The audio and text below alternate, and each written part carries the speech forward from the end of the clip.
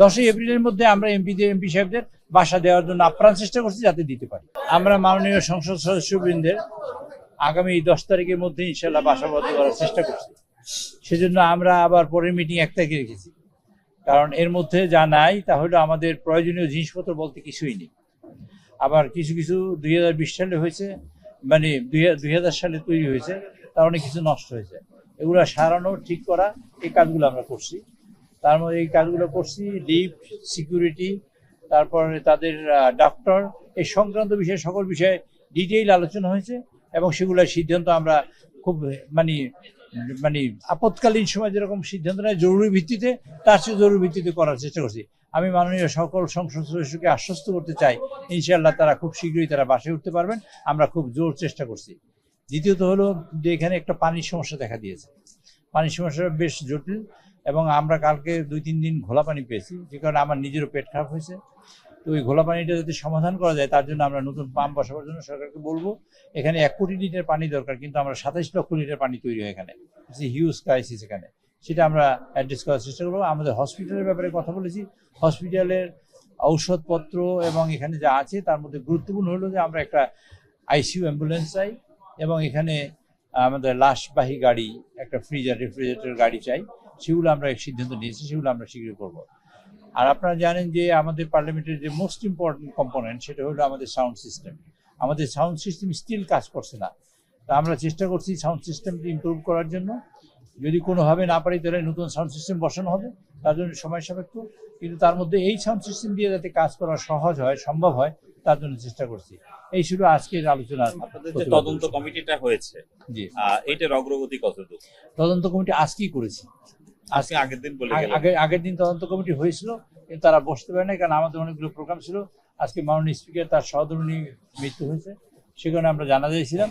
তাই কমিটিটার বাকি সদস্যদের আজকে ঠিক করে দেওয়া হয়েছে। আজকের বিকাল থেকে তারা কাজ শুরু করবে। কপের ভিতরে এটার প্রতিবেদন দেবে। আগে যে কমিটির কথা বলছেন এটা অন্য কমিটি, আর আজকে যে কমিটির কথা বলছি সেই কমিটি হলে হাউস রিলেটেড কমিটি। তো আর আমাদের 2 তারিখের মধ্যে রিপোর্ট দেবে, সেটা হলো সাউন্ড সিস্টেমের একটা কমিটি।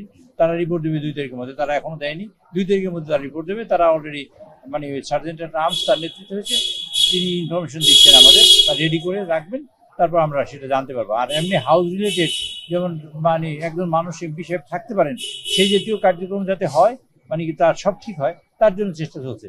সেদিকে আবার বিশেষ দৃষ্টি রাখার জন্য বলছি যে আমার বালিশ কাণ্ড, পর্দা কাণ্ড বা মতিউর রহমানের ছাগল কাণ্ড না হয়, সেদিকে খেয়াল রাখা। মনি ভাই, আরেকটা বিষয়, বিরোধী দলের সংসদ সদস্যরা সময় বরাদ্দ নিয়ে একটি অভিযোগ করেছে, তারা যথাযথ সময় পাচ্ছে না, যেখানে সরকার দলীয় সংসদ সদস্যরা সময় পাচ্ছে। কথাটা আপনারা কয়েকদিন গেলে বুঝবেন, কথাটা সঠিক নয়। অ্যাকচুয়ালি সংসদে কথা বলে বিরোধী দলের লোকেরা, আর সেইটা এনশিওর করার চেষ্টা করছি এবং খুব শীঘ্রই এটা এনশিওর হবে। আপনারা দেখবেন মাননীয় সংসদ সদস্য বিরোধী দলে যারা থাকে তারা কথা, আপনাকে একটা কথা বলি, এই পাশে আসেন।